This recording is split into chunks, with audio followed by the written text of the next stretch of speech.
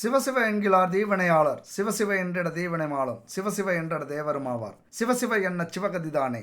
ஓம் நம சிவாய. என் அன்பு மீன ராசி நண்பர்களுக்கும் தோழிகளுக்கும் உறவுகளுக்கும் வணக்கம். 100 வருஷத்துக்கு பிறகு வைரமாக ஜொலிக்கப் போகிற மீன ராசி யாரால அப்படின்னா சனி பகவானால். ஏன்னா சனி பகவான் ஒரு தர்ம யுத்தத்தை ஆரம்பிச்சிருக்கிறார். இந்த தர்ம யுத்தத்துல நீங்க வெற்றி பெற போறீங்களா, இல்லனா உங்களுடைய எதிரிகள் வெற்றி பெற போறாங்களா, அல்லது உங்களை கஷ்ட காலத்துல தள்ளிவிட்ட விதியா, அல்லது கடனா, அல்லது வேலை தொழிலா, அல்லது பொறாமை கொண்ட உறவினர்களா, இல்லனா திடீர் விபத்தா, உங்களை கடனாளியா ஆக்குன அந்த சூழ்நிலையா, எது வெற்றி பெற போகுது அப்படிங்கறதுதான் இந்த வீடியோல நம்ம தெளிவா பார்க்க போறோம். இந்த வீடியோ பார்க்கறதுக்கு முன்னாடி ஒரு முக்கியமான விஷயங்க, நம்ம வாழ்க்கையில ஆரோக்கியம் அப்படிங்கிறது ரொம்ப முக்கியம். இன்னைக்கு ஆரோக்கியத்தை இழந்துட்டு திடீர்னு நம்ம மருத்துவமனைக்கு போக வேண்டியதா இருக்கு. அதுக்கு முக்கிய காரணம் நம்முடைய உணவு முறைகள் தான் காரணம். அதனால பாரம்பரியமான கலப்படம் இல்லாத இயற்கையான ஆரோக்கியமான தானியங்கள், மூலிகைகள், காய்கறிகள், பழங்களை பயன்படுத்தி பூஜை பொருட்களும், உணவுப் பொருட்களும், எண்ணெய் வகைகளும், மசாலாக்களும், ஊறுகாய் வகைகளும், அதுபோல weight loss powder, ABC malt, சத்து மாவு, இப்படி ஏகப்பட்ட பொருட்களை தயாரிச்சுட்டு இருக்காங்க குட் பேபி. அவங்களை கான்டாக்ட் பண்ணி வாங்கிக்கணும் அப்படின்னா இதுதான் வாட்ஸ்அப் நம்பர் 9043688626. அது மட்டும் இல்ல, இவங்களுக்கு ஒரு வெப்சைட்டும் இருக்கு. எல்லா பொருட்களும் அங்கேயும் கிடைக்கும். www.jason.in அப்படிங்கிற வெப்சைட்ல போயும் நீங்க வாங்கிக்கோங்க. நம்முடைய ஆரோக்கியம் ரொம்ப ரொம்ப முக்கியம். இவங்க அதை முழுமையா பூர்த்தி அடைகிறாங்க. போய் வாங்கி பயன்படுத்தி பாருங்க. சரிங்க, வாங்க. சனி பகவான் நம்ம வாழ்க்கையில என்ன திருவிளையாடலை நடத்த போறார். அதாவது திருவிளையாடல் அப்படின்னா என்னன்னு உங்களுக்கே தெரியும். கடவுளே ஒரு பிரச்சனையை உருவாக்குவாரு, அதற்கு அவரே தீர்வு கொடுப்பாரு. அது மாதிரி சனி பகவான் என்ன பிரச்சனைகளை உங்களுக்கு உருவாக்கி என்ன தீர்வை பார்க்க போறார் அப்படின்னு பாத்தீங்க அப்படின்னா ரொம்ப சுவாரஸ்யமா இருக்கும். கஷ்டங்கள் இருக்கிறது மாதிரியே இருக்கும், ஆனா சோர்ந்து போக மாட்டீங்க. பிரச்சனைகள் இருக்கிறது மாதிரியே இருக்கும், ஆனா அந்த பிரச்சனைய எதிர்த்து போராடிக்கிட்டு இருப்பீங்க. என்னைக்காவது ஒரு நாள் எங்களுக்கான காலம் வரும், எங்களுக்கான நேரம் வரும், எங்களுக்கான வாய்ப்பு வரும் அப்படிங்கிற ஒரு தேடல் உங்களுக்குள்ளார இருந்துகிட்டே இருக்கும். இதுக்கு முன்னாடி போன வீடியோல 2026 நியூ இயர் பலனை பத்தி நம்ம பார்த்தோம். அந்த வீடியோ பார்க்காதவங்க கண்டிப்பா போய் பாருங்க. 9 கிரகங்களும் உங்க ராசிக்கு என்ன செய்ய போகுது, அதாவது ஸ்டாண்ட் வித் மேஷ ராசி அப்படிங்கிற ஒரு வீடியோ போட்டிருப்போம். 9 கிரக பலன்களும் அதுல மேலோட்டமா சொல்லியிருப்போம். அதுல சனியை பத்தியும் சொல்லியிருக்கோம். போய் பாருங்க பார்க்காதவங்க. ஒரு மிகப்பெரிய வீடியோ தான், ஆனா உங்க வாழ்க்கையில முக்கியமா பார்க்கக்கூடிய ஒரு வீடியோ. இந்த வருஷத்துல எப்படியாவது பாத்துருங்க. என்னைக்கு அந்த வீடியோ பாக்குறீங்களோ அன்னையில இருந்து உங்களுடைய வெற்றி படிக்கட்டுகள் ஆரம்பமாகுது அப்படின்னு அர்த்தம். போய் பாருங்க. அதுபோல இந்த வீடியோவை கடைசி வரைக்கும் பாக்குறீங்க அப்படின்னா கண்டிப்பா நீங்க அதிர்ஷ்டசாலியா தான் இருக்கணும், யோகசாலியா தான் இருக்கணும். ஏன்னா நீங்க அதிர்ஷ்டசாலியா இருந்தாதான் அந்த பிரபஞ்சம் இந்த வீடியோவை உங்களை முழுசா பார்க்க விடும் அப்படிங்கிறது என்னுடைய கருத்து. சரிங்க, மீனராசி நண்பர்களுக்கும் உறவுகளுக்கும் சனி பகவான் இந்த 2026ல் ஜென்ம சனியாக இருக்கிறார். எல்லாத்தையும் அனுபவிச்சிருப்பீங்க. என்னத்த சந்தோஷத்தையா? சந்தோஷத்தை அனுபவிக்கிறீங்களோ இல்லையோ, ஆனால் இன்னொரு பக்கமான துக்கத்தில் என்னென்னலாம் இருக்கோ, தோல்வி, இழப்பு, அவமானம், கடன், நோய், அதனால் அவஸ்தைப்படுறது, துன்பப்படுறது, உழைச்சி எந்த பலனும் இல்லாமல் விரக்தி ஆகிறது, சோர்ந்து போய் அழுவது, இப்படி கண்ணீர் துளிகளில் என் அன்பு மீனராசி நண்பர்களும் தோழிகளும் ஒரு நாளாவது கடந்து வராமல் இருந்திருக்க மாட்டீங்க. பல நாட்கள் தூங்காமல் கூட அழுதுருக்கலாம் இந்த 7.5 சனி ஆரம்பித்ததிலிருந்து. ஏன்னா குரு பகவான் உங்கள் அதிபதியாக இருந்தாலும் அவர் இதுவரைக்கும் 2ஆம் வீடு, 3ஆம் வீடு, 4ஆம் வீடு, 5ஆம் வீடு வரைக்கும் போயிட்டு வந்தாலும் உங்கள் மேலே இதுவரைக்கும் பார்வைப்படாமல் இருந்தது தான் மிகப்பெரிய ஒரு கஷ்டம். குரு பார்க்க கோடி புண்ணியம் அப்படின்னு சொல்லியிருப்பாங்க. ஆனால் இதுவரைக்கும் குரு பார்வை விழாதால தான் இந்த 4-5 வருடங்களும் உங்களுக்கு வாழ்வா சாவாங்கிற போராட்டம் ஏற்பட்டிருக்கும். குறைஞ்சபட்சம் ஒரு 3 வருடங்கள் மிகப்பெரிய கஷ்டத்துலேயும் துன்பத்திலையும் துயரத்துலேயும் நீந்தி இந்த தப்பிச்சிருவோம், இந்த பொழைச்சிருவோம், நமக்குன்னு ஒரு வாழ்க்கை இருக்குது, இதை கடந்தே ஆகணும் அப்படிங்கிற ஒரு லட்சிய வெறியோட கடந்துக்கிட்டு இருந்திருப்பீங்க. அதில் பல திமிங்கலங்கள், பல சுறா மீன்கள் பார்த்துருப்பீங்க. அதாவது வாழ்க்கைங்கிற கடலில் நீந்தும் போது மிகப்பெரிய கஷ்டம், துன்பம், துயரம், நான் பார்க்காத கஷ்டமே இல்லை, அழாத நாளே இல்லை, படாத துன்பமே இல்லை, பல அவமானங்களை சந்திச்சிருக்கேன் அப்படின்னு சொல்லக்கூடிய அளவில் தான் இது வரைக்கும் உங்கள் வாழ்க்கை இருந்திருக்கும். ஏன்னா குரு பார்வை கிடையாது. இந்த வருஷம் குரு பெயர்ச்சிக்கு அப்புறம் உங்களது அதிபதி உச்சம் பெறுகிறார். உங்களது அதிபதி 9ஆம் வீட்டை கருணை பார்வையோடு பார்க்க ஆரம்பிக்கிறாரு. விட்டு தள்ளுங்க, ஒரு 4 மாதம் வெயிட் பண்ணுங்க. 4 மாதம் எப்படியாவது உயிர் பிழைச்சிருங்க, தப்பிச்சு மேலே வந்துடுங்க. இந்த 4 மாதத்தை கடந்துட்டீங்க அப்படின்னா உங்களை அடிச்சுக்கிறதுக்கு ஆளே கிடையாது, உங்கள் வெற்றியை தடுக்கிறதுக்கு ஆளே கிடையாது, உங்களுக்கு தோல்வி துரோகம் உங்களை வீழ்த்துறதுக்கு இங்கே ஆளே கிடையாது. என்னென்னலாம் நினச்சிங்களோ அதையெல்லாம் அடைய போகிறீங்க, சாதிக்க போகிறீங்க. ஏன்னா சின்ன வயசுலேருந்து குடும்ப பொறுப்பையும் குடும்ப கௌரவத்தையும் உங்களுக்குன்னு சின்ன சின்ன சந்தோஷங்களையும் அனுபவித்தவங்க. நிறைய பாடங்கள் இருந்திருக்கும், நிறைய அனுபவங்கள் இருந்திருக்கும், முதிர்ச்சியான சிந்தனைகள் உங்களுக்கு கிடைச்சிருக்கும். பெரும்பாலும் கடின உழைப்பாளிகள் நீங்கள். அதே போல் தனிமை விரும்பிகள். தனியாக தான் நீங்கள் வாழ்ந்திருப்பீங்க. ஊரோட, உறவுகளோட, உடன்பிறப்புகளோட, சொந்தங்களோட வாழ்ந்திருக்க மாட்டீங்க. உங்கள் வாழ்க்கையே தனிமையாக இருந்திருக்கும். நிறைய விட்டு கொடுத்து போயிருப்பீங்க. ஆரம்ப கால வாழ்க்கையில் மிக கடின உழைப்பு, கடின போராட்டங்கள் இருந்திருக்கும். அதுக்கப்புறம் உங்களுடைய உழைப்பாலும் உறுதியாலும் தன்னம்பிக்கையாலும் குடும்ப பொறுப்பை ஏற்றுக்கிட்டு உங்களுக்குன்னு பொறுப்புகளை உருவாக்கிக்கிட்டு வாழ்க்கையில் முன்னேற முயற்சி பண்ணியிருப்பீங்க, முன்னேறிக்கிட்டு வந்திருப்பீங்க. ஆனால் இடையில இந்த வந்த 7.5 சனி எல்லாத்தையும் அழிச்சிட்டு முதல்லேருந்து வருவோம் அப்படிங்கிறது மாதிரி உங்களுடைய அத்தனை உழைப்பையும் வீணாக்கிட்டு எழுந்துட்டு மீண்டும் மீண்டும் முதல் படியிலிருந்து, முதல் உழைப்பிலிருந்து உங்கள் வாழ்க்கை முன்னேற்றத்துக்காக முதல் நாள் என்ன கஷ்டப்பட்டிருப்பீங்களோ 10 வருடங்கள் கழித்து அதே கஷ்டத்தை மீண்டும் பட்டிருப்பீங்க. அதே மாதிரி மீண்டும் தன்னம்பிக்கையோட, தைரியத்தோட, வாழ்வா சாவாங்கிற போராட்டத்தோட மறுபடியும் ஆரம்பிக்க வேண்டிய ஒரு வருஷம் அப்படின்னா இந்த 2026 தான். ஏன்னா குரு பகவானின் பார்வை உங்களுக்கு விழுது. உங்களுடைய அதிபதி உச்சம் பெறுகிறார். எப்படி? இதை விட ஒரு சிறந்த வாய்ப்புகளோ சிறந்த யோகமோ அதிர்ஷ்டமோ கிடையாது. உங்களுடைய அதிபதி உச்சம் பெற்று உங்கள் வீட்டை மே மாதத்துக்கு அப்புறம் பார்க்குறாரு. இந்த யோகத்தையும் அதிர்ஷ்டத்தையும் பயன்படுத்திங்க. இது ஒரு வரம் அப்படின்னு கூட சொல்லலாம். நிறைய விஷயங்களில் உங்களை நீங்கள் கட்டுப்படுத்திக்கணுங்க. உணர்ச்சிகளை கட்டுப்படுத்துங்க. அதுதான் மிகப்பெரிய தடை.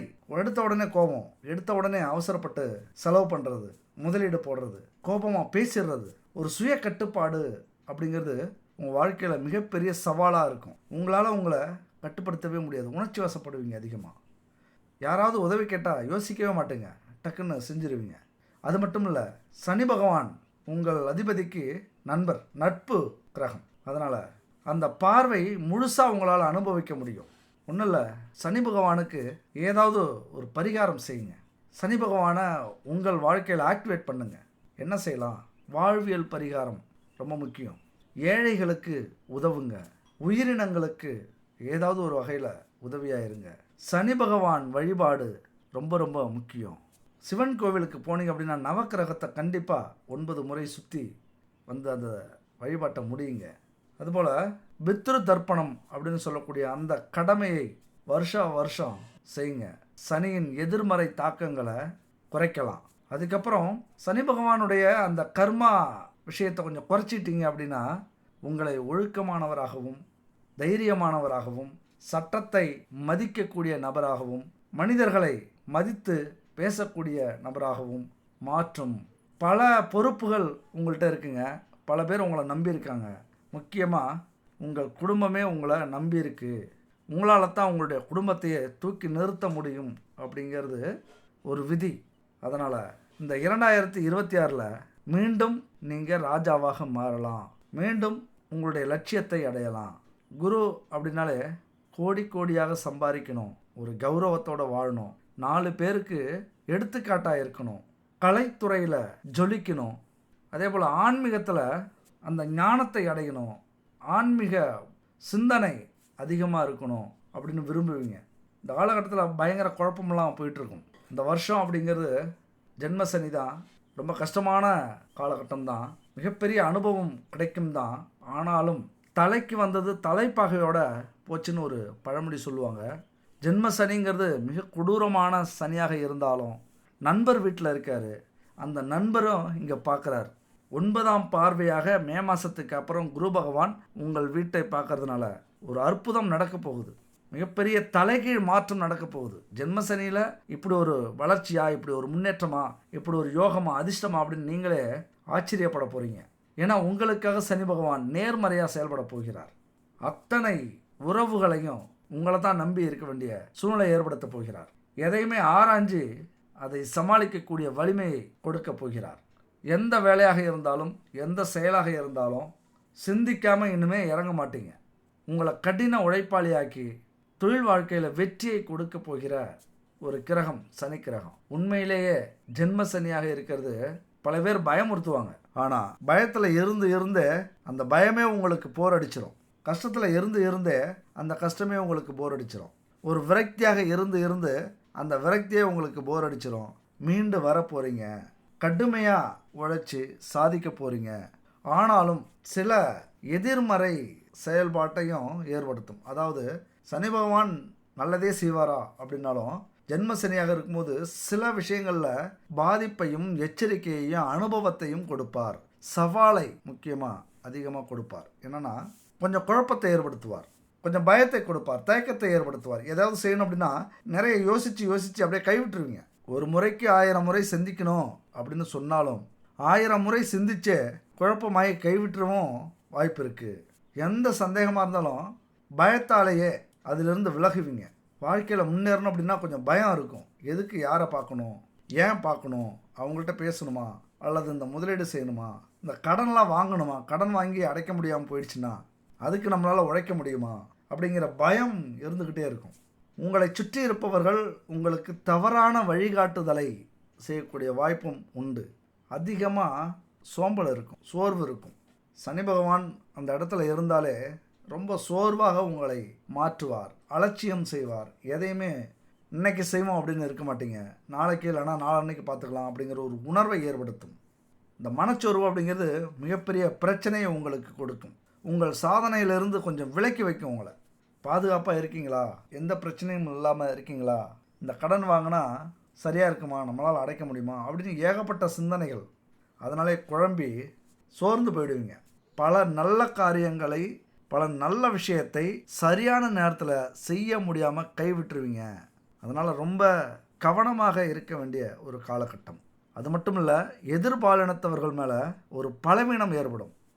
கெட்ட பெயருக்கு வழிவகுக்கும். கௌரவம் போகிறதுக்கான செயல்பாடுகள் உங்கள்கிட்ட இருக்கும்.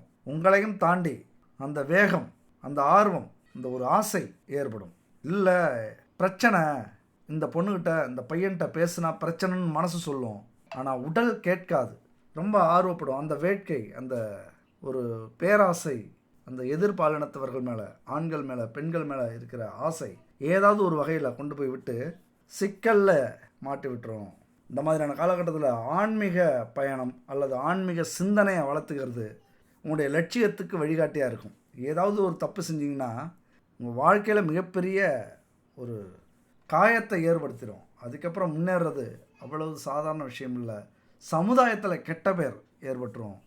சிந்திச்சு இதெல்லாமே சனி பகவானின் திருவிளையாடல் அப்படின்னு ஒதுங்கிக்கிறதும் நல்லது. அதனால் என் அன்பு உறவுகளே, ஆன்மீக சிந்தனை எந்த அளவுக்கு இருக்கோ, ஆன்மீக புரிதல் எந்த அளவுக்கு இருக்கோ, அந்த அளவுக்கு செல்வத்தையும் பொருளாதார வெற்றியையும் உங்களால் அடைய முடியும். சில நேரத்தில் விபரீத ராஜயோகத்தை கூட நீங்கள் அடைவீங்க. ஆனால் ஆன்மீக சிந்தனை கண்டிப்பாக இருக்கணும். தினமும் பூஜை அறையில் ஒரு 10 நிமிஷம் அல்லது முடிஞ்சால் வாரத்துக்கு ஒரு முறை உங்கள் வீட்டுக்கு அருகில் இருக்கிற கோவிலில் போய் ஒரு 1/4 மணி நேரம் அமைதியாக வணங்கிட்டு வாங்க. ஏன்னா அந்த தனிமை இருக்குல்ல, அந்த அமைதி இருக்குல்ல, சுய அறிவையும் ஞானத்தையும் வளர்க்கக்கூடிய ஒரு அற்புதமான சக்தி. இந்த 2 விஷயமும் முடிஞ்சால் கடைபிடிச்சிக்கிட்டே வாங்க. உங்களே நீங்கள் கட்டுப்படுத்தி, உங்களே நீங்கள் மெருகேற்றி, உங்களுக்குள்ளார ஒரு புது சிந்தனையை உருவாக்கி சின்ன சின்ன விஷயங்கள்லாம் காணாமல் போயிடும். பெரிய விஷயமெல்லாம் அதை எடுத்துக்க மாட்டீங்க. உயர்ந்த எண்ணங்கள் இருக்கும். சூழ்நிலைகளை உங்களுடைய கட்டுப்பாட்டில் கொண்டு வரத்துக்கான அத்தனை தகுதியும் திறமையும் தன்னம்பிக்கையும் உங்களுக்கு கிடைக்கும் வரும்.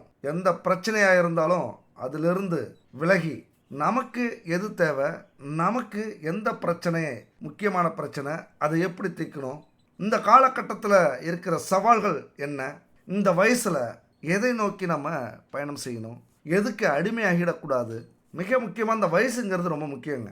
எந்தெந்த வயசில் எதை நம்ம செய்யணும் அப்படிங்கிற ஒரு அளவுகோல் இருக்குது. இந்த பிரபஞ்சம் நமக்கு வகுத்து கொடுத்துருக்கு. இளம் வயசில் படிப்பு, அடுத்தது தொழில், அடுத்தது திருமண வாழ்க்கை, அடுத்தது செல்வம். அந்த திருமணத்தில் கிடைக்கக்கூடிய குழந்தை செல்வத்துக்காக செல்வத்தை உருவாக்கக்கூடிய ஒரு அமைப்பு. இப்படி நம்ம வாழ்க்கை இந்த பிரபஞ்சம் அமைச்சு கொடுத்துருக்கு. அப்போ அந்தந்த வயசில் அதை நோக்கி நம்ம போக வேண்டிய கட்டாயம். அந்தந்த வயசில் அந்தந்த வேலை, அந்தந்த விஷயங்கள் நமக்கு மிக முக்கியமானது. இளம் வயசில் படிக்கிறத விட்டுட்டு லவ் பண்ணோம்னா வாழ்க்கை பூரா கஷ்டம்தான். நடுத்தர வயசில், அதாவது 40-45 வயசில் சம்பாதிக்கிறத விட்டுட்டு லவ் பண்ணிகிட்டு இருந்தோம், படிச்சுக்கிட்டு இருந்தோம்னா வாழ்க்கை எப்படி இருக்கும்? அப்போ அந்தந்த வயசுக்குரிய விஷயத்தை செய்யறதுக்கான அத்தனை தகுதியையும் இந்த சனி பகவான் கொடுப்பார். இளம் வயசுலேயே காதல், உறவுகளில் சிக்கல், அதனால் குடும்பத்தில் பிரச்சனை, கௌரவ பிரச்சனை. முக்கியமாக இந்த சனி பகவான் என்ன செய்வார் அப்படின்னா, திருவிளையாடல் அப்படிங்கிறத நம்மளை விட கௌரவ குறைச்சலான சில விஷயங்களில் ஈடுபட வைப்பார். நம்ம கௌரவத்தை போக்கணும் அப்படின்னா எதை வேண்டுமானாலும் செயல்படுத்துவார். காதலில், காமத்தில், இல்லற சுகத்தில். அப்போ இது மாதிரியான காலகட்டத்தில் மிகப்பெரிய எச்சரிக்கையோடு இருந்து அதிலிருந்து மீண்டு வரணும். இல்லைன்னா நமக்கு மனச்சோர்வு ஏற்பட்டு இந்த வருஷம் எப்படி இருக்கும், அல்லது இந்த வருஷத்தில் நம்மளுடைய கடமை என்ன, எதை நோக்கி நாம் பயணம் செய்கிறோம், நம்ம வாழ்க்கை எப்படி இருக்க போகுது, நம்ம வாழ்க்கையில் இருக்கிற லட்சியங்கள் என்ன, எல்லாத்தையும் மறக்கடிச்சிடும். அதனால் இந்த வயசில் நாம் என்ன செய்யணும், ஏது செய்யணும் அப்படிங்கிறத புரிஞ்சு செய்யக்கூடிய ஒரு காலகட்டம். தெரியாத விஷயங்களை பார்த்து பயப்படக்கூடாது. அதில் என்ன இருக்குது அப்படிங்கிற ஆராய்ச்சி ரொம்ப ரொம்ப முக்கியம். ஏன்னா ஒரு விஷயம் செய்யறதுக்கு முன்னாடியே நமக்கு பயமாக இருக்கும் பொதுவாகவே. அப்போ அந்த விஷயத்தில் நம்ம இறங்குனதுக்கப்புறம் இவ்வளோதானா அப்படின்னு தோணும். அந்த மாதிரி பல விஷயங்கள் இந்த காலகட்டத்தில் உங்களுக்கு ஏற்படும். அதிலிருந்து இறங்கி செயல்பட்டு அந்த சவாலை முறியடித்து உங்களாலே முடியும் அப்படின்னு அந்த விஷயத்தில் சாதித்து காட்டுவீங்க. பழைய விஷயங்கள், பழைய பிரச்சனைகள் இதெல்லாம் குடும்பத்துக்குள்ளார கொண்டு வரக்கூடாத ஒரு காலகட்டம். கொண்டு வந்தீங்க அப்படின்னா பிரச்சனைகள் வரும். மன்னிப்பு அப்படிங்கிறது ரொம்ப ரொம்ப முக்கியமானது. மன்னிச்சிட்டிங்க அப்படின்னா நீங்கள் உயர்ந்த மனிதர்களாக மாறிவிடுவீங்க. ஆனால் துரோகத்தை மறைக்க முடியாது, அது இயற்கை தான். ஆனால் மன்னிக்க முடியும். உங்களுடைய இந்த குணம்லாம் இருக்குல்ல, இதெல்லாம் ஒரு அற்புதமான குணம். பழசை மறந்துட்டு மன்னிச்சுட்டு அடுத்த கட்ட வாழ்க்கையை நோக்கி பயணம் செஞ்சே ஆக வேண்டிய ஒரு காலகட்டத்தை உங்களுக்கு உணர்த்தும். ஏன்னா நம்ம சொல்லுவீங்க, என் குழந்தைக்காகத்தான் நான் வாழ்கிறேன், என் குழந்தைக்காகத்தான் நான் வேலைக்கே போகிறேன், என்னுடைய குழந்தைக்காகத்தான் நான் உயிரே வச்சிருக்கேன் அப்படின்னு சொல்லுவோம்ல, அதெல்லாம் இந்த வகைத்தான். அப்போ அதற்காகவே உங்களை பயணப்பட வைக்கும் இந்த 2026 இருக்கக்கூடிய சனி. அதை மட்டும் இல்லை, உழைப்பின் உன்னதத்தை உங்களுக்கு புரிய வைக்கக்கூடிய ஒரு அற்புதமான காலகட்டங்க. ஏன்னா உழைப்பு அப்படிங்கிறது சனி பகவானுக்கு ரொம்ப பிடிக்கும். கடின உழைப்பு அதுதான் சனி பகவானுடைய முதல் ஆயுதம் அப்படின்னு சொல்லலாம். சனி பகவானுக்கு ரொம்ப பிடிக்கிற விஷயம்னு சொல்லலாம். எந்த அளவுக்கு உழைக்கிறீங்களோ அந்த அளவுக்கு அவர் கையால் கொடுக்கக்கூடிய செல்வம் மிக பெருசாக இருக்கும். இந்த உழைப்பின் மேன்மை அதை புரிய வைக்கிற ஒரு கதை இருக்குது, அதை சொல்கிறேன். ஷார்ட்டாக சொல்லிடலாம், ரொம்பலாம் இருக்க மாட்டோம். அமெரிக்காவில் புரூக்ளின் பாலம் அப்படின்னு கேள்விப்பட்டிருப்பீங்க. அது உலக அதிசயம் மாதிரி. ஏன்னா இடையில நிறைய தூண்கள் இருக்காது, பெரிய பெரிய தூண்லாம் இருக்காது. ஆனால் கம்பிகளுடைய பின்னல் இருக்குல்ல, அதனாலே அந்த பாலம் நிற்கும். அதனாலே பிரபலமான பாலம், அது பெரிய பாலம். அதை கட்டினது யாருன்னு பார்த்தீங்கன்னா ஜான் ரோப்லிங் இன்ஜினியர். அதற்கான வடிவமைப்பை உருவாக்கி கட்ட ஆரம்பித்தார். ஆனால் இது சாத்தியமே இல்லை, இதெல்லாம் கட்டவே முடியாதுன்னு பல நிபுணர்கள் தடுத்தாங்க. அதையும் தாண்டி ரோப்லிங்கும் அவருடைய மகன் வாஷிங்டனும் அதை செயல்படுத்த ஆரம்பிக்கிறாங்க. பாலம் கட்டுற பணி நடந்துகிட்டு இருக்கு, பரபரப்பாக போயிட்டுருக்கு. ஆனால் அங்கே திடீர்னு ஒரு மோசமான விபத்து நடந்துருச்சு. அதில் அந்த ரோப்லிங் இறந்துட்டார். மகன் வாஷிங்டன் என்னானார், படு காயத்தோட பயிற்சிக்கிறார். ஆனால் அவரால் படுத்த இடத்துல இருந்து எழுந்திரிக்க முடியல, அசையக்கூட முடியாத சூழ்நிலை, பேசவும் முடியல. ஆனால் அவருடைய ஒற்றை விரல் மட்டும் அசையுது. அந்த ஒற்றை விரலை வச்சு அவர் பண்ண மேஜிக் ரொம்ப அல்டிமேட்டான விஷயம் அதுங்க. அந்த ஒற்றை விரலால் அவர் சாதிச்சிருக்கார். என்ன சாதிச்சார் இந்த வீடியோட கடைசியாக பார்க்கலாம். சரி, உழைப்புனாலே சனி பகவான். அப்போ சனி பகவானை பார்த்து நாம் பயப்படணுமா? நாம பயப்பட தேவையில்லை. அது போலத்தான் சனி பகவான் கிட்ட நம்ம நேர்மையை நிரூபிச்சிட்டோம் அப்படின்னா அதுக்கப்புறம் அவர் பார்த்துப்பார். சனியை போல கொடுப்பாரும் இல்லை, சனியை போல கெடுப்பாரும் இல்லை அப்படிங்கிறது பழமொழி. இதுல இருந்து என்ன தெரியணும்? சனி பகவான் கொடுக்கறதுல மிகப்பெரிய வள்ளல். அதை மட்டும் நீங்க புரிஞ்சுக்கங்க. ஆனா அதே நேரத்துல ஏதாவது ஒரு உறவை இழந்துருவோமோ அப்படின்னு நினைச்சுக்கிட்டு எல்லாரையும் நம்ம கூடவே வச்சுக்கணும், நமக்கு துரோகம் பண்ணிட்டு இருப்பாங்க, நமக்கு கெட்டது நினைச்சிட்டு இருப்பாங்க, நாம நல்லா இருக்கவே கூடாது, நம்ம அழிஞ்சு போயிடணும், நாம தாழ்ந்து போயிடணும், நம்ம கௌரவம் பாதிச்சு ஊரை விட்டு ஓடி போயிடணும் அப்படின்னு நினைக்கிறவங்க எல்லாம் நம்ம கூடவே வச்சுக்கணும் அப்படின்னு நம்ம நினைக்க முடியாது இல்லையா? எந்த ஒரு விஷயமா இருந்தாலும் மனசளவுல ஒரு பாதிப்பை ஏற்படுத்துது அப்படின்னா அதுக்கு முக்கிய காரணம் ஒரே விஷயம்தான். எதை வேணாலும் நம்ம மன்னிச்சு விட்டுருவோம், ஆனால் நம்பிக்கை துரோகத்தை மட்டும் நம்மளால மன்னிச்சு விடவே முடியாது. அந்த நம்பிக்கை துரோகம் அப்படிங்கிறது பல இழப்புகளை நம்ம சந்திச்சுக்கிட்டே இருப்போம். நம்பிக்கை துரோகம் செஞ்சுட்டாங்க, அவங்கள மறுபடியும் நம்ம வச்சுக்கிட்டோம் அல்லது மறுபடியும் அவங்க கூட பழகிட்டு இருக்கோம், மறுபடியும் நம்பிக்கையான இடத்துல வச்சுக்கிட்டு நம்பிக்கையான வேலை கொடுக்கிறோம் அப்படின்னா பல இழப்புகளை நாம கண்டிப்பா சந்திப்போம். அதனால எந்த உறவு முக்கியம், எந்த உறவு துரோகம் செய்யற உறவு, அதை விட்டு விலகி விடுவது, நீங்கி விடுவது இந்த காலகட்டத்துல நல்லது. 7.5 சனி வந்தாலே நம்பிக்கை துரோகிகள் தானாவே விலகுவாங்க, தானாவே நம்ம கிட்ட பிரச்சனை பண்ணுவாங்க. அதிகமா வேலையில இது நடக்கும். ஒருத்தவங்களை நம்பி ஒரு பெரிய வேலையை விட்டுருப்பீங்க, திடீர்னு அவங்களுக்கு பேராசை ஏற்பட்டு அவங்க தனியா போய் வேலை செய்யவோ தொழில் செய்யவோ ஆரம்பிச்சிருவாங்க. அதுபோல நண்பர்கள்ட்ட சில சீக்கிரட்டை சொல்லி இருப்பீங்க, அந்த சீக்கிரட்டை வச்சு சுய லாபத்துக்காக உங்களை பழி வாங்குவாங்க அல்லது ஏதாவது ஒரு காரியம் நடத்த உங்களை மிரட்டுவாங்க. இப்படி நம்பிக்கை துரோகம் அப்படிங்கிறது இந்த காலகட்டத்துல கண்டிப்பா உங்க வாழ்க்கையில நடக்கும். சில உறவுகள் கட்டாயம் பிரியக்கூடிய ஒரு காலகட்டம். அதனால நீங்க கவலைப்பட வேண்டிய அவசியமும் இல்லை. சில நேரத்துல சில உறவுகள் நம்ம பக்கத்துல இல்லாது ரொம்ப ரொம்ப நல்லது அப்படின்னு நீங்க புரிஞ்சுப்பீங்க. அதனால இது வரைக்கும் யாரையாவது நம்பி சில வேலைகளை கொடுத்திருப்பீங்க, சில சீக்கிரட்டை சொல்லியிருப்பீங்க. ஆனா இந்த காலகட்டத்துல அந்த நம்பிக்கையெல்லாம் உடைஞ்சு பேரிழப்பை சந்திக்கக்கூடிய ஒரு காலகட்டம். அப்படியே சந்திச்சாலும் கவலைப்படாதீங்க, அதுக்கெல்லாம் நீங்க தயாரா இருங்க அப்படின்னு சொல்ல வரேன். சில நேரத்துல சில உறவுகளை நம்ம பிரிஞ்சிட்டோம் அப்படின்னா நம்மளால தாங்கவே முடியாது, சோர்வடைஞ்சிருக்கும், அல்லது தற்கொலை கூட பண்ணிக்கக்கூடிய ஒரு காலகட்டம் உருவாகும். அதாவது கணவன் மனைவிக்குள்ளார ஒரு நம்பிக்கை துரோகம் நடந்துச்சு, காதலன் காதலிக்குள்ளார ஒரு நம்பிக்கை துரோகம் நடந்துச்சு அப்படின்னா தன்னையே மாற்றிக்கக்கூடிய ஒரு அமைப்பும் உருவாகும். இந்த நேரத்துலதான் நான் சொல்றத ஆழ் மனசுக்குள்ளார ஏத்திக்குங்க. இதெல்லாம் விதி விட்ட வழி, வேற எந்த ஒரு வழியுமே இல்லை. உங்களுக்கு பிரிஞ்சே ஆக வேண்டிய சூழ்நிலையும் உருவாகும். பிரபஞ்சம் ஏதோ ஒண்ணு நம்மள்ட்ட சொல்ல வருது. அந்த நேரத்துல ஒரு பாசிட்டிவ் நண்பர்களை கூட வச்சுக்கீங்க. பாசிட்டிவா பேசுவாங்கல்ல, கண்டிப்பா நீ முன்னுக்கு வருவ, கண்டிப்பா உன்னால சாதிக்க முடியும், கண்டிப்பா உன்னுடைய மனைவி இல்லைன்னா என்ன, உன்னுடைய கணவன் இல்லைன்னா என்ன, உன்னுடைய காதலி இல்லைன்னா என்ன, காதலன் இல்லைன்னா என்ன, உன்னால சாதிக்க முடியும். அதான் துரோகம் பண்ணிட்டு போயிட்டாங்கல்ல, இதுக்கு மேல வாழ்க்கையில நினைக்காத, இதை விட உலகம் ரொம்ப பெருசு, உலகத்துல நிறைய விஷயங்கள் இருக்கு, நிறைய சாதிக்கக்கூடிய உறவுகள் இருக்கு, உன்னை நம்பி பல உறவுகள் இருக்கு அப்படின்னு ஊக்கம் கொடுப்பவர்கள், நிறைய யோசனை சொல்பவர்கள், மோட்டிவேட்டா பேசுறவங்க நிறைய பேர் இருப்பாங்க.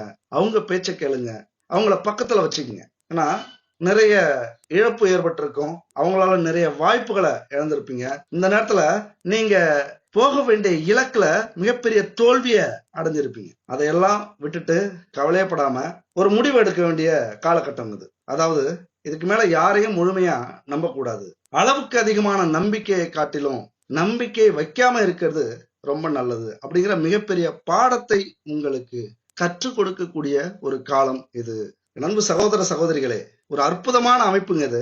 ஒரு உறவு உங்களை விட்டு பிரியும் போதுதான் உங்களுக்கு தெரியும் இவங்க எவ்வளவு பெரிய இழப்பு நமக்கு கொடுத்திருக்காங்க, எவ்வளவு பெரிய கஷ்டத்தை கொடுத்திருக்காங்க, எவ்வளவு பெரிய துரோகத்தை செஞ்சிருக்காங்க, இவங்க நம்ம பக்கத்துல இல்லாதது ரொம்ப நல்லதுதான் அப்படின்னு உங்க மனசே உங்களுக்கு புரிய வைக்கும். நீங்களே அதை புரிய ஆரம்பிச்சிருவீங்க. நெஞ்சம் இருக்கு துணிவாக, நேரம் இருக்கு தெளிவாக, நெஞ்சம் இருக்கு துணிவாக, நேரம் இருக்கு தெளிவாக, நினைத்தால் முடிப்பேன் தனியாக, நீ யார் நான் யார் போடா போ, ஆடியிலே காத்தடிச்சா ஐப்பசியில் மழை வரும், தேடி வரும் காலம் வந்தா செல்வமெல்லாம் ஓடி வரும், யாரை நம்பி நான் பிறந்தேன், பொங்கடா பொங்க என் காலம் வெல்லும், வென்ற பின்னே வாங்கடா வாங்க என் காலம் வெல்லும், வென்ற பின்னே வாங்கடா வாங்க. இப்படி நினைச்சுக்கங்க. ஏன்னா நெஞ்சம் துணிவாக இருக்கு, நேர்மையும் இருக்கு, யாருக்கும் துரோகம் செய்யல, யாருக்கும் ஒரு கெடுதல் நினைக்கல. நம்மள வேணான்னு ஒரு உறவு போகுது அப்படின்னா நாம ஏன் கவலைப்படணும்? எனக்குன்னு ஒரு காலம் வரும், அன்னைக்கு நான் யாருன்னு நீங்க பாப்பீங்க, புரிஞ்சுப்பீங்க. அதாவதுங்க, ஒரு உறவு நம்மளை விட்டு போகுது அப்படின்னா நாம கிடைக்கலையே, நாம கூட மறுபடியும் சேர முடியலையே அப்படின்னு அவங்க வருத்தப்படுற அளவுக்கு நாம வாழ்ந்து காட்டணுங்க. அதுதான் வாழ்க்கை. அது மாதிரியான ஒரு வாய்ப்புகள் இந்த காலகட்டத்துல என் அன்பு உறவுகளுக்கு கிடைக்க போகுது. ஏன்னா ஒருத்தட்ட முழுசா நம்பிக்கை வச்சு அவர் தான் எல்லாமே நமக்கு, அவர் மட்டும்தான் எல்லாமே அப்படின்னு நம்புறத இனிமே கைவிட்டுருங்க. அது உங்களுக்கு செட்டே ஆகாது. போனால் போகட்டும், இருக்கிற உறவுகளை நல்லபடியா பார்த்துப்போம், அவங்களுக்கு நேர்மையா இருப்போம் அப்படிங்கிற ஒரு புரிதல் இந்த காலகட்டத்துல கண்டிப்பா உங்களுக்கு கிடைக்கும். ஆனா அந்த பிரபஞ்சம் உங்களை தனியா விடாதீங்க. நீங்க வேணா நினைக்கலாம் நம்ம தனியாள் அப்படின்னு. இந்த பிரபஞ்சம், இந்த கிரகங்கள், இந்த தெய்வங்கள், 33 கோடி தேவர்களும், 27 நட்சத்திரங்களும், 9 கிரகங்களும், 12 வீட்டு ராசிகளும் உங்களுக்காக காத்திருக்கு ஏதாவது செய்யணும் அப்படின்னு. அப்புறம் என்ன உங்களுக்கு கவலை? இந்த புரிதல் வந்துட்டாலே அப்போ உங்களுக்காக இத்தனை கோடி உறவுகள் இருக்கா அப்படிங்கிற புரிதல் உங்களுக்கு வந்துடும். அன்பு உறவுகளே, நாம இந்த உலகத்துல தனியால் கிடையாது. அப்ப சாதிக்கிறதுக்கு எதுவுமே தடை கிடையாது. ஆண்டவனை நம்புங்க, ஆண்டவனை தேடி போங்க. இந்த காலகட்டத்துல ஆன்மீகம் அப்படிங்கிறது மிகப்பெரிய புரிதலை உங்களுக்கு வரவழைக்கும், அது வெற்றியை கொடுக்கும். இந்த சனி பகவான் கண்டிப்பா கர்ம வினையை தீர்த்து கர்ம யோகத்தை கொடுக்கக்கூடிய ஒரு காலம் இது. இப்போ மீனராசிக்கு ஜென்ம சனி இந்த காலத்தில் சவால்கள் இருக்கலாம், சிரமங்கள் இருக்கலாம். வாழ்க்கையினுடைய அர்த்தத்தை கொஞ்சம் கொஞ்சமாக புரிஞ்சுக்கிட்டு வருவீங்க. உங்களுடைய தோல்வியும் அனுபவமும் உங்களை வலிமையானவராக மாற்றும். உங்களுடைய மைனஸ் வீக்னஸ் இருக்குல்ல, அது உங்களை இன்னும் உறுதிப்படுத்தும், அதை கண்டறிய வைக்கும். குடும்பத்தில் மனைவி வழியில், கணவன் வழியில் செலவுகள் அதிகமாக வரும். உறவினர்கள், நண்பர்கள் பல பேர் பணம் கேட்டு தொந்தரவு பண்ணுவாங்க, பணத்துக்காக எதையும் செய்வாங்க. அதே போல் உடன் பிறந்தவர்கள் கொஞ்சம் டார்ச்சர் பண்ணுவாங்க. விட்டு கொடுத்து போகிறது அவங்கள்ட்ட நல்லது. பிள்ளைகள்கிட்ட வாக்குவாதம், பெற்றோர்கள்ட்ட சண்டை, உறவுகள்கிட்ட நிதானம், இதெல்லாம் ரொம்ப கவனமாக இருக்கணும். இதெல்லாம் ஏற்பட வாய்ப்பு உண்டு. ஜென்ம சனி அப்படிங்கிறதுனால உடல் ஆரோக்கியத்தில் மட்டும் கொஞ்சம் கவனமாக இருக்கணும். ஏதாவது ஒரு வகையில் அது உடல்நிலையை பாதிக்கும். சுபகாரியங்கள் கொஞ்சம் தடையாக நடந்தாலும் சிறப்பாக நடக்கும். பிடிச்சாலும் புளியங்கொம்ப பிடிச்சிருக்கான்னு சொல்ல வைக்கும். எத்தனையோ நாள் கல்யாணம் ஆகாமல் காத்திருந்தாங்க, பொண்ணு பார்த்துக்கிட்டே இருந்தாங்க, பையன் பார்த்துக்கிட்டே இருந்தாங்க. நான் அடிச்சது பாரு அதிர்ஷ்டம், லக்கு. மிகப்பெரிய குடும்பத்தில் பொண்ணு கிடச்சிருக்கு, கோடீஸ்வரம் வீட்டில் பையன் எடுத்திருக்காங்க அப்படின்னு ஒரு பெரிய ஒரு அதிர்ஷ்டத்தை இந்த மே மாதத்துக்கு அப்புறம் நீங்கள் முயற்சி பண்ணீங்க அப்படின்னா அந்த அதிர்ஷ்டம் உங்களுக்கு கிடைக்கும். வீடு, வாகனம், நகை இதெல்லாம் எந்த குறையும் இருக்காது. புதிய முதலீடு செய்யலாம். திடீர் பயணங்கள், வீண் அலைச்சல் இதெல்லாம் ஏற்பட்டாலும் அது நல்லதுக்கு முடியும். சில பேருக்கு வெளிநாடு செல்கிறதுக்கான வாய்ப்புகள்லாம் உண்டு. இந்த காலகட்டத்தில் வெளிநாடு போனீங்க அப்படின்னா உங்களுடைய கடன் பிரச்சனையெல்லாம் தீர்த்துடலாம். ஏன்னா காலபுருஷ தத்துவத்தின்படி குரு பகவான் 12ஆம் வீட்டில் பார்வை விழுது. வெளிநாட்டில் வேலை செய்கிறவங்களுக்கு, வெளிநாட்டுக்கு போகிறவங்களுக்கு, அல்லது உள்ளூரை விட்டு வெளியூரில் போய் சம்பாதிக்கிறவங்களுக்கு மிகப்பெரிய அதிர்ஷ்டமான ஒரு காலம். இந்த அற்புதமான காலத்தை பயன்படுத்திங்க. பெண்களுக்கெல்லாம் மன அழுத்தம் இருக்கும், மனச்சோர்வு இருக்கும், எவ்வளவு கோவிலுக்கு போனாலும் திருப்தி இருக்காது. ஆன்மீக சிந்தனை வந்துட்டு போகும். ஏதோ ஒரு விதத்தில் அவமானத்தை சந்திச்சிருப்பீங்க. யாராவது உங்களை சீண்டி இருப்பாங்க. வேணுன்னே உங்கள் வாழ்க்கையில் உள்ற வந்து உங்கள் பேரை கெடுத்திருப்பாங்க. உங்களுடைய தேவைகளை பூர்த்தி செஞ்சாலும் அவமானப்படுத்திக்கிட்டு இருப்பாங்க, உங்களை ஆண்டுகிட்டு இருப்பாங்க. சந்தோஷத்தை விட கஷ்டத்தை அதிகமாக கொடுத்துக்கிட்டு இருப்பாங்க. பெண்களுக்கெல்லாம் உஷாராக இருங்க.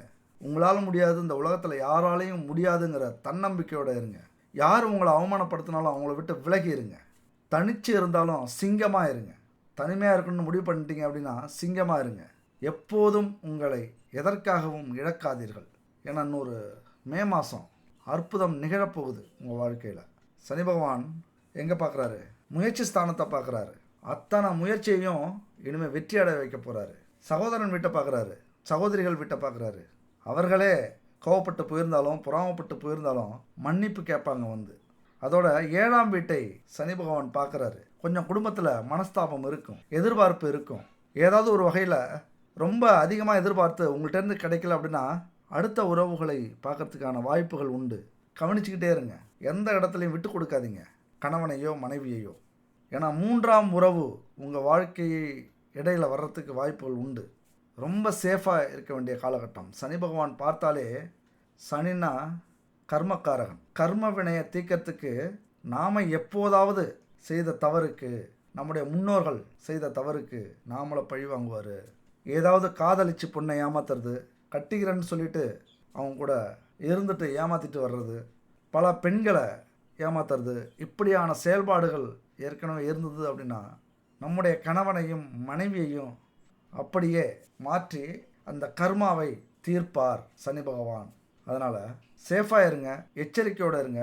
குடும்ப விஷயத்தில் பல கஷ்டங்கள் இருந்தாலும் பல யோகங்கள் இந்த வருஷத்தில் உங்களுக்கு இருக்குது. உங்கள் வாழ்க்கையே மாற்றக்கூடிய மாபெரும் சக்தியாக சனி பகவான் இருக்கிறார். குரு பகவான் வந்து கொண்டே இருக்கிறார். அப்ப சனி பகவானை நினைச்சாலும் சரி, சனி பகவானுக்கான பரிகாரத்தை செஞ்சாலும் அவர் மனம் குளிர்ந்து உங்களுக்கு அத்தனை செல்வங்களையும் புகழையும் கௌரவத்தையும் அள்ளி கொடுப்பார். அவர் கொடுக்கிற செல்வம் இருக்குல்ல, 7 சந்ததியினரும் அழிக்க முடியாது. யார் எவ்வளவு செலவு பண்ணாலும் சரி, அந்த செல்வத்தை அழிக்க முடியாத நிலையான செல்வத்தை கொடுப்பார். அப்படின்னா பாத்துங்க, அவருடைய செல்வம் எவ்வளவு உயர்ந்த செல்வம் அப்படின்னு பாருங்க. முக்கியமா சனிக்கிழமையில சனி பகவானுக்கு மிக பிடித்த நாள். மாற்றுத்திறனாளிகளுக்கு உதவுங்க. அதாவது கை கால் குறைபாடு இருக்கிறவங்களுக்கு உதவுங்க. சனி பகவான் அப்படின்னா ஊனமுற்றவர்களை ரொம்ப பிடிக்கும். அவங்களுக்கு ஏதாவது நம்ம செய்யறோம் அப்படின்னா நம்முடைய பெரிய பெரிய கர்மாவே கரைஞ்சு போயிடும். அதுபோல வசதி இல்லாதவங்களுக்கு ஏதாவது ஒரு உதவி, உங்களால முடிஞ்ச உதவி. வயதானவர்கள் சனி பகவானுக்கு பிடித்தவர்கள், அவங்களுக்கு ஏதாவது உதவி செய்யுங்க. அப்புறம் இந்த காகம் இருக்குல்ல, ஏதாவது உணவு கொடுங்க சனிக்கிழமை அப்படின்னா. தானத்தில் சிறந்தது அன்னதானம். அதனால சனிக்கிழமைக்கு அன்னதானம் செய்றீங்க உங்க கையால அப்படின்னா மிகப்பெரிய யோகத்தையும் பாக்கியத்தையும் என் அன்பு நண்பர்களுக்கும் தோழிகளுக்கும் சனி பகவான் அள்ளி அள்ளி கொடுப்பார். அதனால என் அன்பு மேஷராசி நண்பர்களே, இந்த பரிகாரம் அப்படிங்கிறது வாழ்வியல் பரிகாரம் இல்ல. எனக்கு இதுலலாம் நம்பிக்கை இல்ல, ஒரு கடவுளை போய் பார்க்கணும், கோவிலுக்கு போகணும், அப்பதான் எனக்கு அந்த நம்பிக்கை வரும் அப்படின்னா நல்ல விஷயம்தான். கோவிலுக்கு போயிட்டு வாங்க, சிவன் கோவிலுக்கு போயிட்டு வாங்க, முருகன் கோவிலுக்கு போயிட்டு வாங்க. பரிகாரம் பண்றதெல்லாம் பெரிய விஷயமே இல்ல. கோவிலுக்கு போறது பெரிய விஷயம் இல்ல. கடவுளை பார்த்து கும்பிடுறதெல்லாம் பெரிய விஷயம் இல்ல. ஆனா நாம நம்புறோமா, நம்முடைய பிரச்சனைகளுக்கு தீர்வு கிடைக்கும், கண்டிப்பா இந்த தெய்வத்துக்கிட்ட நம்ம குறைய சொன்னா அது சரி செஞ்சு கொடுக்கும், இந்த பிரபஞ்சம் அதை சரி செய்யும் அப்படிங்கிற நம்பிக்கை உங்களுக்கு இருக்கணும். அதுதான் முக்கியம். சனி பகவானுக்கு பிடிச்சது எதுன்னு பாத்தீங்கன்னா எள்ளு பொடி. எள்ளு கலந்த சாதத்தை பரிகாரமா கோவிலுக்கு வரவங்களுக்கு கொடுக்கலாம். ஒரு 9 பேருக்கு கொடுங்க, இல்லைன்னா 18 பேர் கொடுங்க, இல்லைன்னா 27 பேருக்கு கொடுங்க. உங்களால முடிஞ்ச 108 பேருக்கு கூட அந்த எள்ளு பொடி, எள்ளு சாதம், எள்ளு லட்டு இதெல்லாம் கொடுத்தீங்க அப்படின்னா சனி பகவானுடைய அருள் பார்வை உங்களுக்கு ரொம்ப கிடைக்கும். சில நேரத்துல அவமானமான கஷ்டங்களை, கௌரவ குறைச்சலான சம்பவங்களை ஏற்படுத்துவார். அதெல்லாம் தடுக்கணும் அப்படின்னா கருப்பு கலந்த உடைய சனீஸ்வரருக்கு கொண்டு போய் சாத்துங்க, அந்த சிலைக்கு கட்டி விடுங்க. கண்டிப்பா உங்களுடைய அவமானங்கள், கஷ்டங்கள்லாம் தேரும். சனி பகவானை கட்டுப்படுத்துறவர் யாருன்னா சிவபெருமான். சிவபெருமான் கோவிலுக்கு போயிட்டு சிவனையும் அம்பாளையும் வணங்குங்க. நல்லெண்ணெய் தீபம் ஏத்தி வழிபடுங்க. அதுபோல சனி பகவான் காயத்ரி மந்திரம் இருக்கு, அத 9 முறையோ 18 முறையோ 27 முறையோ சொல்லிட்டு வாங்க. இப்படி நம்பிக்கையோட சில பரிகாரங்கள், நான் முன்னாடி சொல்ற மாதிரி வாழ்வியல் பரிகாரமா இருந்தாலும் சரி, கோவிலுக்கு போய் நீங்க பரிகாரம் செஞ்சாலும் சரி, நம்பிக்கை அப்படிங்கிறது ரொம்ப முக்கியம். கடவுள் அப்படிங்கிறது எல்லை கடந்தவர், அப்பாற்பட்டவர், அவருக்கு உருவம் இல்ல அப்படின்னு சொல்றீங்க. ஆனா எல்லா கோவில்லையும் எல்லா வீட்லயும் போட்டோ வச்சு வணங்குறீங்களே அப்படின்னு ஒரு வெளிநாட்டு பெண்மணி கேட்டிருக்காங்க. விவேகானந்தர் அவங்க பர்ஸ்ல ஒரு போட்டோ இருந்தது, அது வெளியில நல்லா தெரிஞ்சிருக்கு. அதை பார்த்து கேட்கிறாரு, இது யாருன்னு கேட்கிறாரு. அது என்னுடைய அப்பா அப்படின்னு சொல்றாங்க அவங்க.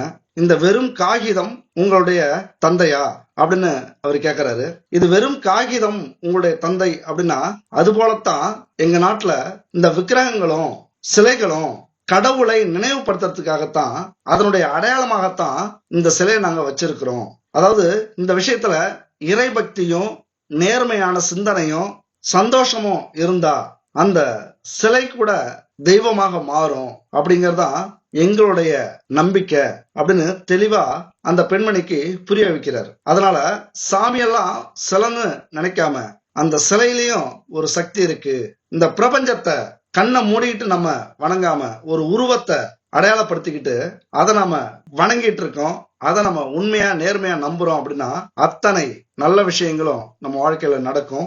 அந்த மகன் வாஷிங்டன் படும் காயங்களோட பழிச்சிருக்காரு. அந்த கதையை நம்ம பாதியிலே முடித்தோம், தொடர்ச்சியாக கடைசியாக பாருங்க அப்படின்ட்டு. மகன் வாஷிங்டன் தான் உயிர் தப்பிச்சாரு. உயிர் தப்பிச்சாலும் உடல் அசையாது, பேச முடியாது. ஆனால் கை விரல் மட்டும் அவரால் அசைக்க முடியும். அதை வச்சு அவர் எப்படி சாதிச்சார் அப்படிங்கிறது ஒரு அற்புதமான விஷயம். அதாவது முயற்சி பண்ணால் எதையுமே சாதிக்கலாம் அப்படிங்கிறது ஒரு எடுத்துக்காட்டு தான் அது. அதனால் படுத்திருந்த இடத்துல இருந்த அசையக்கூடிய அந்த விரலை வச்சு என்ன செய்யலாம் அப்படிங்கிறத ட்ரை பண்ணார். அப்போ தன்னுடைய மனைவிக்கு அதை உணர்த்தினார். அதாவது தகவல்களை மனைவியோட பரிமாறிக்கிட்டார். அந்த விரல் செய்கையால் அங்கே இருக்கிற எல்லா இன்ஜினியரையும் வர சொன்னார்.